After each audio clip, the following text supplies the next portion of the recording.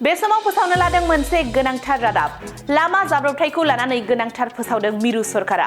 नंगौ, मिरुनि हान्थामेला मन्थ्रि बिफाना लामा जाब्रबथायखौ लानानै गोनांथार फोसावदों। लामा जाब्रबथायाव जिउ गोमानाय नखरनो खहा सुफुंनानै होनो फोसावदों। बेजों लोगोसेनो लामा जाब्रबथायाव गोब्राब जखम जानाय सुबुंफोरनो बेसेन नाङै फाहामथाय होनो फोसावदों। नंगौ, मिरुनि हान्थामेला बिफाननि मन्थ्रि नितिन गडकरीआ कैशलेस ट्रिटमेन्ट बिथांखिखौ फोसावदों। बे कैशलेस ट्रिटमेन्टनि बिथांखिनि गेजेरजों माखासे खाबुफोरखौ होनो फोसावदों हान्थामेला मन्थ्रि बिफाना। हिट एन्ड रान केसआव भुगिनांनाय सुबुंफोरनो रांनि अनसुंथाइ होनो फोसावदों सरकारा। नंगौ, हिट एन्ड रान केसआव जिउ गोमानाय सुबुंफोरनि नखरनो 2 लाख रां अनसुंथाइ होनो फोसावदों। बेजों लोगोसेनो 7 साननि थाखाय फाहामथाय लानो 1.5 लाख रांसिम होनाय जागोन होननानै फोसावदों हिट एन्ड रान केसआव गोब्राब जोखोम जानाय सुबुंफोरनो। मख'नो गोनांदि बे खाबुफोरखौ मोननो थाखाय नोंथांमोनहा 24 घन्टानि गेजेराव जाब्रबथायनि फोरमायथिखौ पुलिस बिफाननो होनांगोन। नंगौ, जुदि सोरबा सुबुङा हिट एन्ड रान जाब्रबथायजों मोगा-मोगि जादोंब्ला 24 घन्टानि गेजेरावनो जाथायनि सोमोन्दै पुलिस बिफाननो फोरमायनांगोन।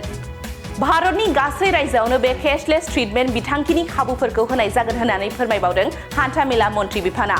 लामा रैखाथिनि गुवार जेंनाखौ सुस्रांनायजों लोगोसे जाब्रबथायजों भुगिनांनाय आरो बिसोरनि नखरफोरनो गोख्रों रैखाथि होनायनि थांखिजों बेखौ फोसावनाय जादों। बे समाव फोसावनो लादों मोनसे गोनांथार रादाब लामा जाब्रबथायखौ लानानै गोनांथार फोसावदों मिरु सरकारा। नंगौ, मिरुनि हान्थामेला मन्थ्रि बिफाना लामा जाब्रबथायखौ लानानै गोनांथार फोसावदों।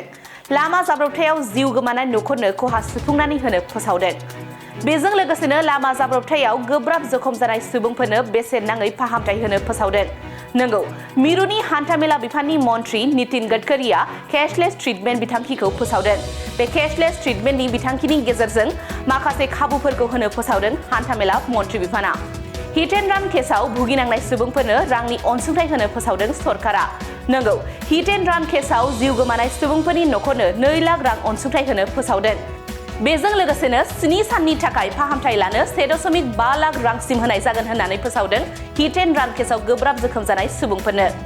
मख'नो गोनांदि बे खाबुफोरखौ मोननो थाखाय नोंथांमोनहा 24 घन्टानि गेजेराव जाब्रबथायनि फोरमायथिखौ पुलिस बिफाननो होनांगोन। नंगौ, जुदि सोरबा सुबुङा हिट एन्ड रान जाब्रबथायजों मोगा-मोगि जादोंब्ला 24 घन्टानि गेजेरावनो जाथायनि सोमोन्दै पुलिस बिफाननो फोरमायनांगोन। भारतनि गासै रायजोआवनो बे कैशलेस ट्रिटमेन्ट बिथांखिनि खाबुफोरखौ होनाय जागोन होननानै फोरमायबावदों हान्थामेला मन्थ्रि बिफाना। लामा रैखाथिनि गुवार जेंनाखौ सुस्रांनायजों लोगोसे जाब्रबथायजों भुगिनांनाय आरो बिसोरनि नखरफोरनो गोख्रों रैखाथि होनायनि थांखिजों बेखौ फोसावनाय जादों।